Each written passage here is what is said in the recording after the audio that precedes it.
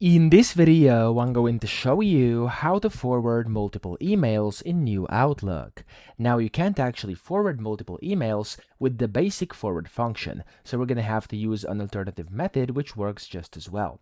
So what you have to do here is simply hold down your control key on your keyboard and then click on all the emails you want to forward. So I'm just going to go and select these three like this, and then when they're selected, you want to go to the New button top left on the Home tab, and this is going to start a new message, and then from here you want to just click and drag all of these into your body, and just like this it's going to attach these files in here as files. Okay, so they're the emails, and if you want to forward multiple, that's kind of the best way to do this. They're going to include contents of your emails like this, and yeah, that's essentially all you have to do. Then of course type in who you want to send to, the subject and the body, and click on the send button. That's it. I hope this video helped you out. If it did, please subscribe to the channel and help me out as well.